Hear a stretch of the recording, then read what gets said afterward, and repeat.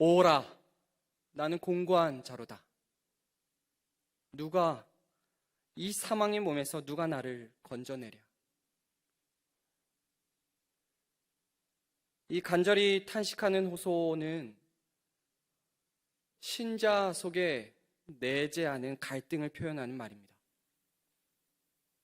이미 예수님을 믿어 하나님의 뜻대로 살아야 한다는 것은 분명히 알지만, 그럼에도 여전히 죄의 법에 둘러싸여 짓눌려 살아가는 듯한 그러한 모습,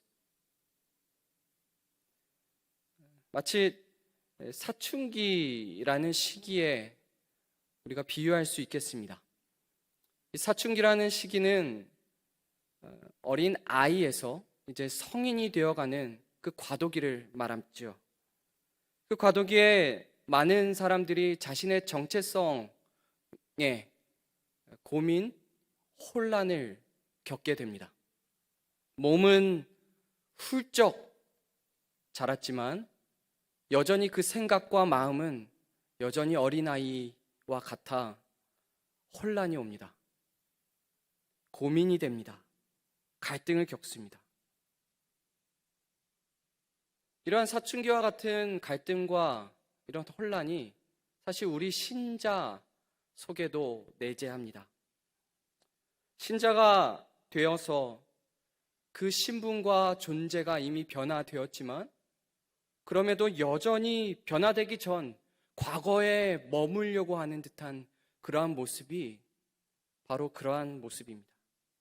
마치 이스라엘 백성들이 애굽에서 분명히 탈출하여 나왔지만, 그럼에도 계속해서 애굽을 그리워하고 종살이 했었던 그때를 돌아보며 그때가 좋았다 라고 하는 그 어리석은 모습, 그 모습이 바로 그 갈등의, 그 연약함의 모습입니다. 이러한 연약함을 가진 신자, 도대체 어찌해야 합니까? 어떻게 해야 합니까? 그리고 그의 결과는 어떻게 되는 것입니까? 오늘 읽은 본문을 통해서 우리는 하나님의 위대한 뜻을 발견하게 됩니다. 그 뜻, 바로 너희를 고아와 같이 두지 아니하리라. 오늘 읽은 이 말씀, 본문을 통하여서 우리는 두 가지로 정리해서 말씀을 읽고 또 깨우칩니다. 첫 번째, 우리의 연약함과 탄식입니다. 우리의 연약함과 탄식. 우리는 연약한 존재입니다. 참으로 연약합니다. 생각도, 마음도, 행동도, 의지도, 그 모든 것이 다 연약합니다. 그런데 여기서 연약의 이 대상은 사실 죄에 대한 부분을 분명하게 지칭하고, 그 부분에 우리가 참으로 연약하다라는 것을 이 말씀이 지적하고 있습니다.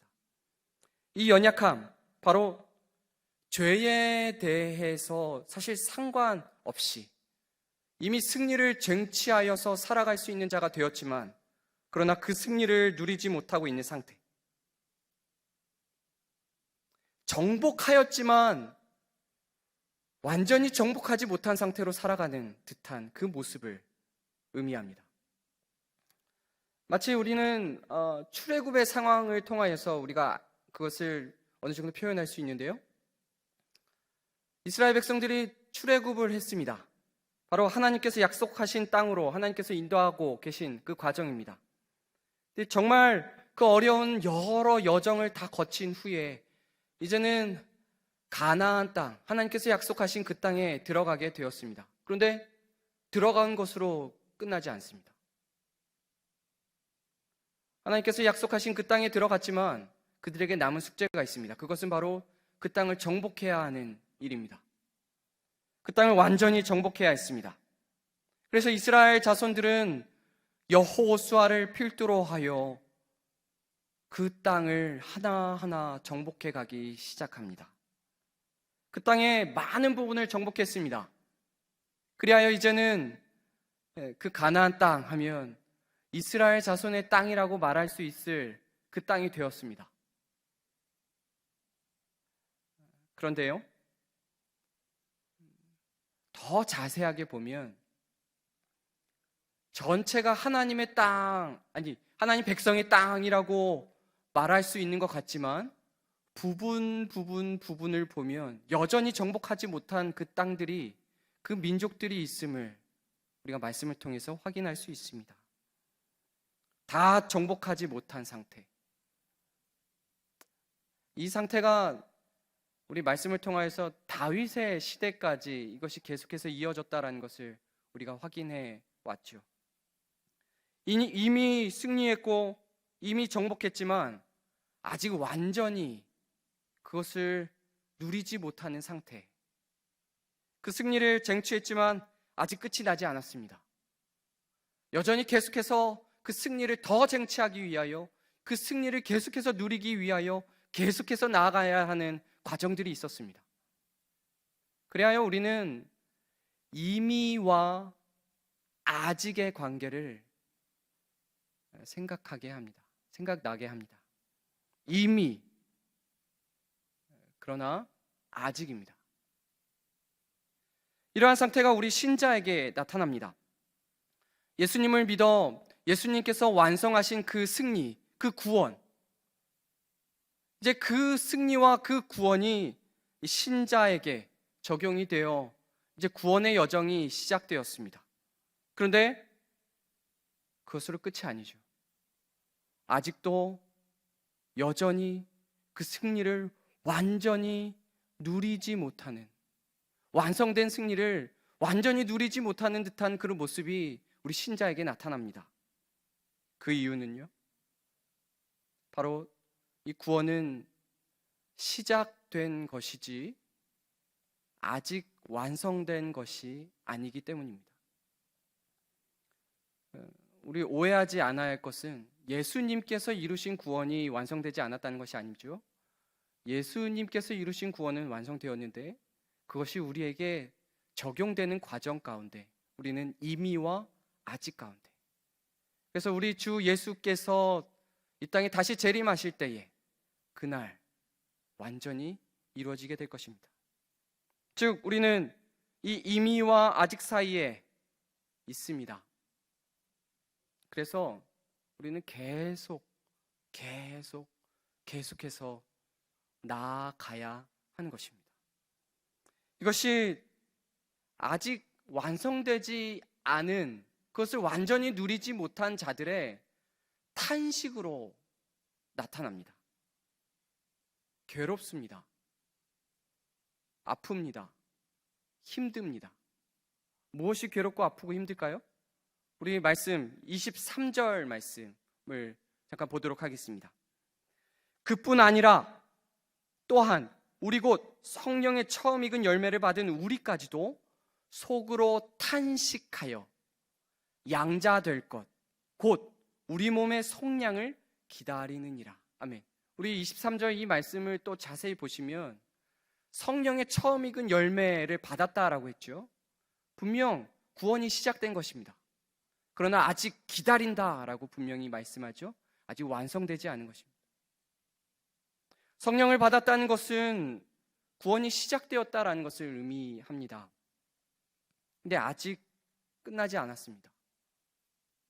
완성되지 않았기에 그래서 우리는 이 삶 가운데서 탄식을 합니다. 이 탄식은 하나님과 원수되게 하며 하나님의 법에 완전히 굴복하지 않는, 계속해서 과거의 삶을 돌아보고 과거의 삶이 좋았다라고 계속해서 생각하게끔 하는 그러한 습관, 그러한 생각, 그러한 삶 때문에 일어납니다. 지금 물론 지금도 저는 계속해서 이런 과정 가운데 있지만요, 어린 시절 저는 이 부분 때문에 참으로 많이 고민을 했습니다. 왜 이렇게 나는 죄를 반복하며 이렇게 쉽게 저지르는가? 왜 이런 좋지 않은 생각과 충동적인 생각들이 나를 휘어 감아 모든 생각과 마음에 계획하는 것들까지도 왜 이렇게 왕랄하게 보일까? 물론 저는 살인을 저지르지 않았습니다.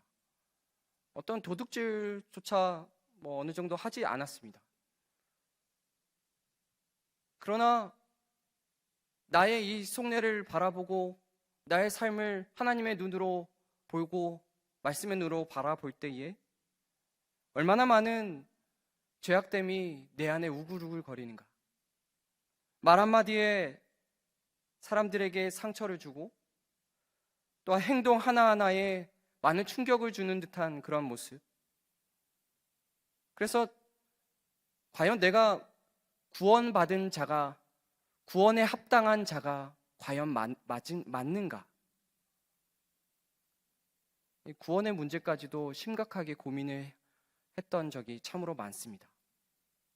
우리 예수님의 비유에서 이 알곡과 가라지가 있는데요. 내가 이 가라지가 아닌가? 라는 생각까지 계속해서 들 정도로 수많은 갈등 속에 쌓여 있었죠. 이것은 비단 저만의 문제는 아닐 것입니다. 우리 신자는 이런 탄식 가운데 사실 계속해서 살아갑니다. 왜냐하면 아직 완성되지 않았기 때문입니다. 여전히 미워하고요. 여전히 남을 비난하고 여전히 손가락질하며 여전히 수군거리고 여전히 내가 더 우위에 있어야 하며 여전히 당을 짓고 여전히 비난하며 여전히 싫어하는 그러한 모습들을 보면 과연 달라진 게 뭔가? 교회에 조금 더 발걸음을 많이 하게 된 것? 나의 신앙의 연수가 한 해 한 해 조금 더 늘어난 것? 나의 어떤 교회의 자리와 또는 어떤 직분이 하나하나 생기게 된 것? 여전히 다람쥐 쳇바퀴 돌듯 죄의 굴레에서 벗어나지 못한 듯한 그런 모습들. 결국 우리는 우리의 연약함을 인정할 수밖에 없고 이 연약함을 바라보면 바라볼수록 오늘 읽은 23절의 말씀과 같이 탄식함이 계속해서 나타날 수밖에 없습니다. 그래서 우리는 인정할 수밖에 없습니다. 이미와 아직 가운데 있는 우리 여전히 나는 연약하구나. 나를 돌아보고 나를 생각할 때에 탄식밖에 나올 수 없구나. 오늘도 하나님의 말씀은 우리를 바라보게 합니다. 여전히 연약함 가운데 거하고 있는, 여전히 탄식할 수밖에 없는 그런 상태, 여전히 애굽의 한쪽 발을 두고서 여전히 애굽이 좋았다라고 생각하는 그러한 모습들. 성도 여러분, 우리 솔직해져야겠다라는 생각이 듭니다. 어느 정도 시간이 흐르고 어느 정도 습관이 들면 이런 생각까지 마비가 돼버립니다. 나는 참 연약하다. 나는 참으로 탄식할 수밖에 없는 그런 존재다. 우리 말씀을 통하여서 우리에게 깨우쳐 주시는 하나님의 이 깨달음이 우리 가운데 깊이 있게 내재하기를 소망합니다. 오라, 나는 공고한 자로다.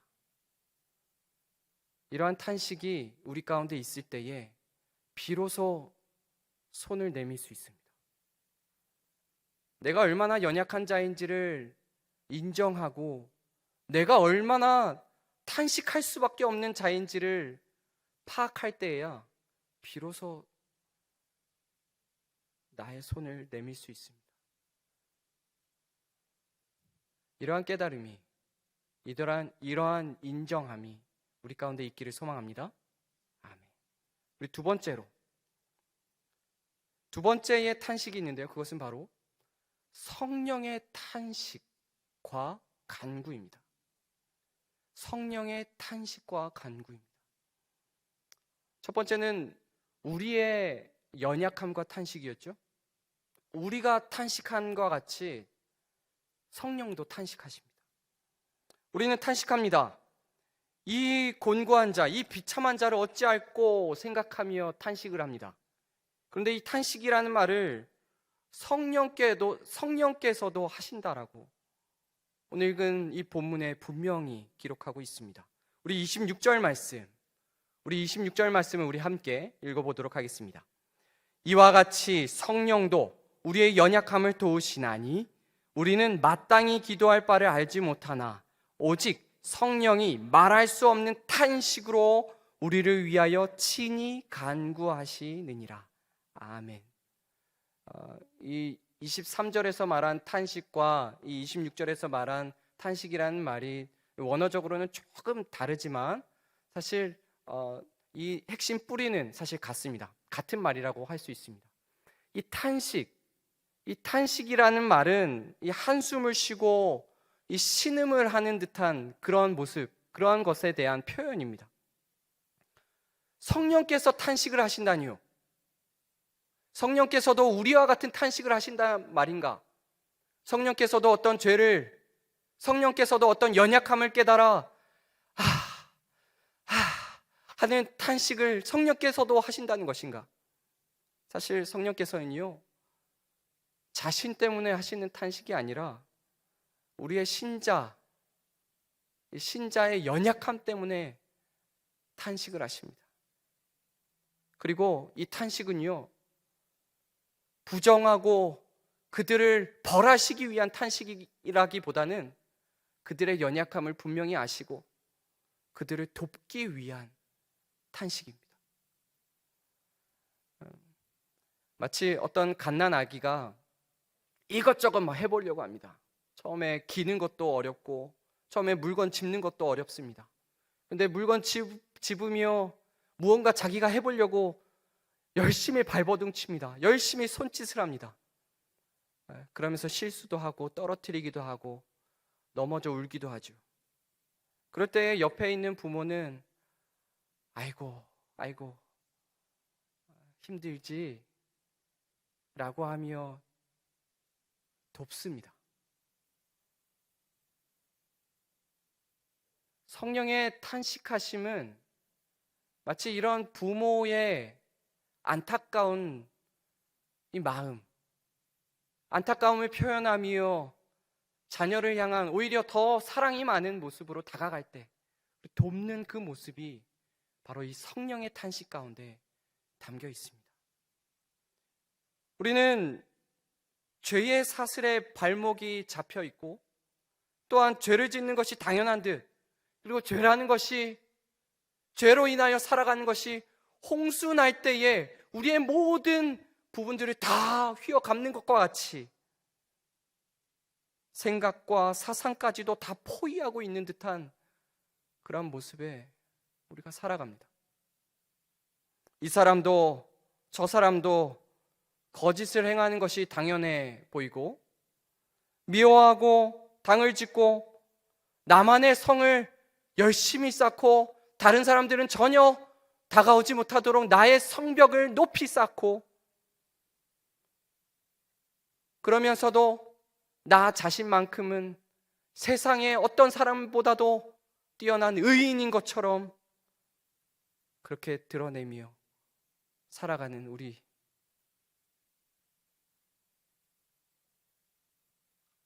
사실 신자인 우리도 세상에서 말하는 그러한 방향, 그런 홍수처럼 밀려드는 그런 부분에 우리도 쉽게 빠져듭니다. 직장생활, 사회생활, 학업, 사람들과의 관계, 그곳에서 정직한 것보다는 조금 더 과장되고 조금 더 거짓을 두는 것이 더 쉽습니다. 나를 겸손해 두기보다 나를 자랑해 두고 나를 드러내는 것에 두는 것이 더 유익하게 보입니다. 사람들에게 무시를 당하는 것보다 내가 드러나는 것이 오히려 나에게 유익으로 보입니다. 너무나도 당연해 보이지 않습니까? 그것은 바로 우리가 물들었다는 증거입니다.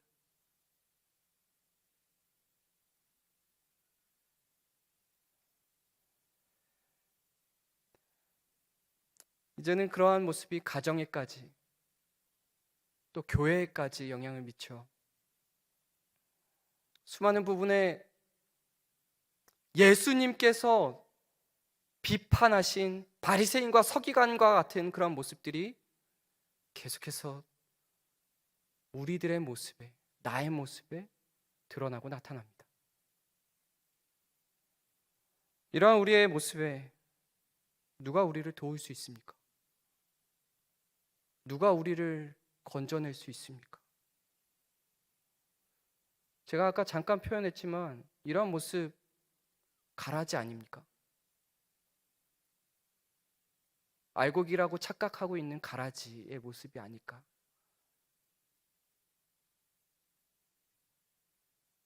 그런데 우리 하나님의 말씀에 놀랍게도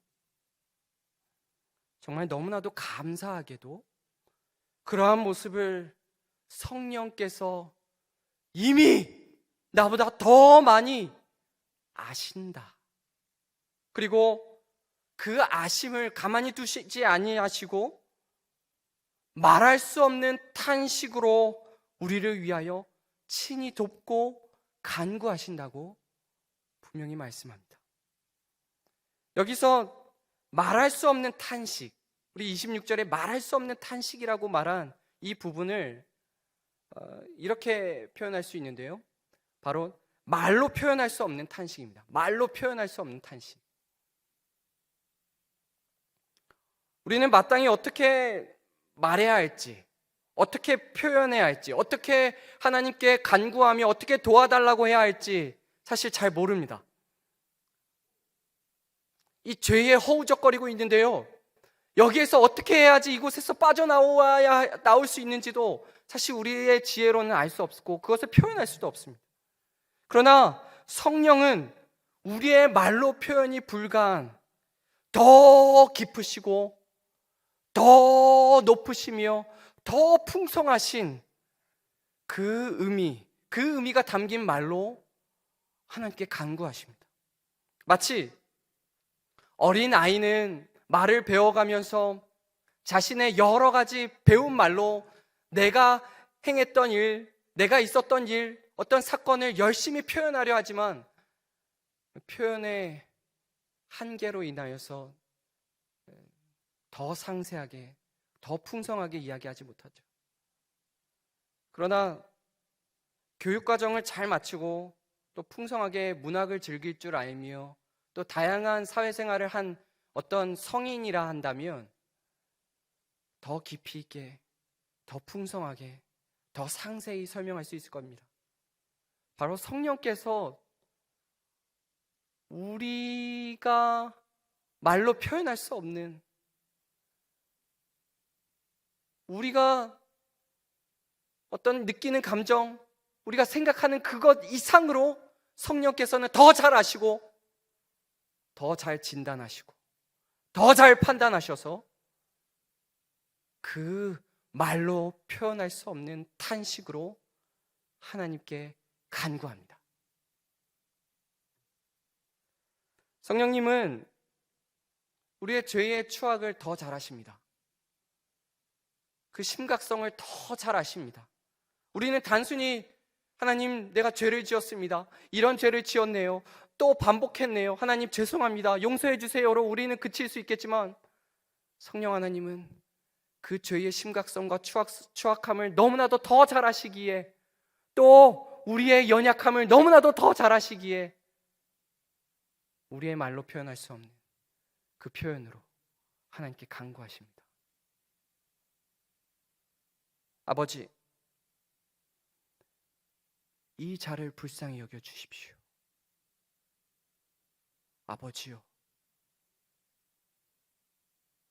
이러한 죄에서 여전히 허우적거리며 여전히 벗어나지 못하는 듯한, 여전히 패배자로 살아가는 듯한, 여전히 애굽에서 한 발을 떼지 못하고 있는 듯한 이 자를 불쌍히 여겨 주십시오. 그리고 힘을 주옵소서. 이게 성령께서 하시는 간구입니다. 우리 27절 말씀을 우리 함께 읽어보도록 하겠습니다. 27절입니다. 마음을 살피시는 이가 성령의 생각을 아시나니 이는 성령이 하나님의 뜻대로 성도를 위하여 간구하심이니라. 아멘. 성령은 신자 안에 내주하시며, 이 내주하시는 성령은 이 신자가 하나님의 뜻에 제대로 반응하며 살아가고 있는지를 순간순간 진단하며 하나님의 뜻대로, 하나님의 말씀대로 살아가게 하시기 위하여 이끌고 붙드십니다. 성령은 신자를 위하여 아버지 하나님께 간구하십니다. 말로 표현할 수 없는 탄식을 하며 이 자녀가 아버지의 뜻대로 살 수 있도록 이끌어달라고 그렇게 친히 간구하시며 우리를 기도의 자리로 초대하시고 성령의 기도에 우리 또한 반응하여 기도할 수 있도록 이끄십니다. 성령에 의해 기도한다는 것을 오해하면 안 됩니다. 어떤 붕 뜬 듯한 어떤 느낌으로 갑자기 떠오르는 어떤 생각, 갑자기 떠오르는 어떤 아이디어, 동쪽으로 가라, 갑자기 누구에게 무엇을 주어라 하는 그런 생각들, 어떤 공중부양의 신선 노름을 하는 듯한 그러한 생각에 이끌려 기도하는 것이 성령에 의한 기도가 아닙니다. 분명히 27절에서 말씀한 바와 같이 성령은 하나님의 뜻을 기준으로 하여 하나님의 뜻대로 이 신자 성도가 살아갈 수 있게끔 간구하시며 인도하십니다. 이것은 하나님께서 말씀하신 또 기록된 하나님의 말씀과 떼려야 뗄 수 없는 관계를 가지고 있습니다. 성령의 역할은요, 하나님의 말씀을 생각나게 합니다. 그리고 하나님의 말씀이 우리의 삶의 기준이 되게끔 합니다. 계속해서 생각나 그 말씀의 진단을 받게끔 합니다. 그 말씀이 우리의 발걸음의 기준이 되게 하며 이 발걸음 하나하나가 말씀에서 벗어나지 않았는가를 계속해서 깨우치게끔 합니다. 성령은 이렇게 말로 표현할 수 없는 탄식으로 깊은 간구를 하십니다. 하나님의 말씀에 의해 무엇이 잘못되었는지를 깨우치게 하며 진단받게 하고, 진단받음으로 끝이 아니라 하나님의 뜻에 우리의 발걸음이 맞춰질 수 있도록 성령께서 인도하십니다.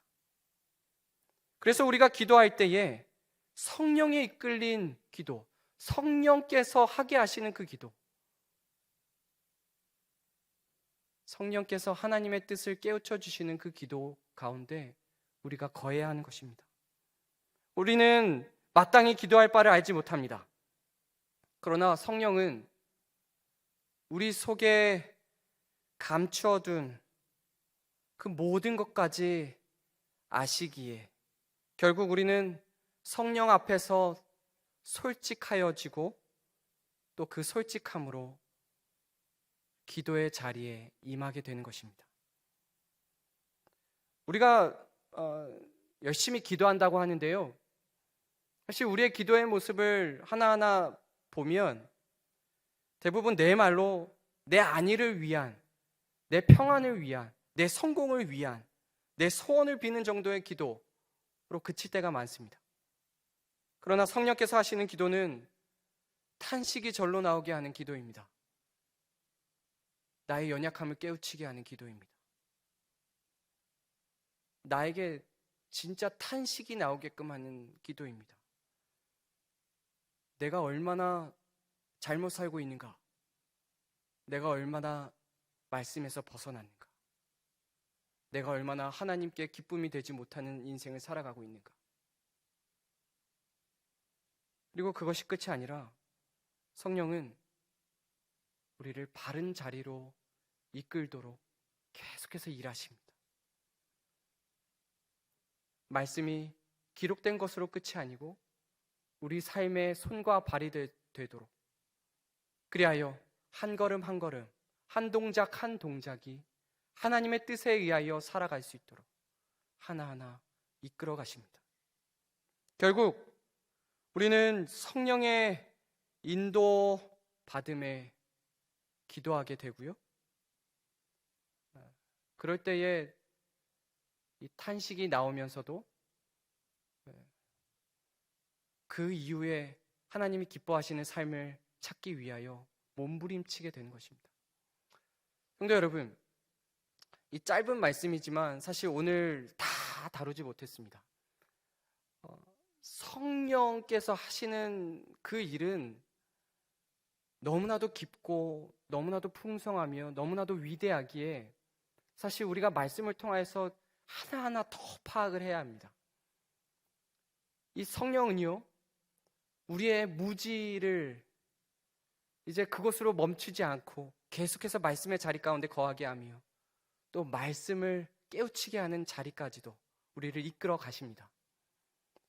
우리 수요 예배에 오신 여러분, 우리는 이 이후에, 이 예배가 마친 이후에도 계속해서 기도하며 나아갈 것입니다. 그 기도할 때에 어떤 기도를 해야 하겠습니까? 소원을 비는 기도 참으로 중요합니다. 나의 어려움과 연약함을 구하는 기도 참으로 중요합니다. 그러나 하나님의 뜻에 나의 삶을 맞추는 기도가 사실 하나님께서 기뻐하시며 또 그것을 통하여서 나를 하나하나 만들어 가시는 그 자리라는 사실을 우리 꼭 기억하시기를 바랍니다. 그리하여 성령의 말할 수 없는, 말로 표현할 수 없는 탄식으로 하나님께 간구하시는 그 기도를 체험하게 되기를 소망합니다. 깊은 기도, 성령에 이끌려 하게 되는 그 기도, 그 기도가 우리의 기도가 되기를 소망합니다. 아멘. 기도합니다.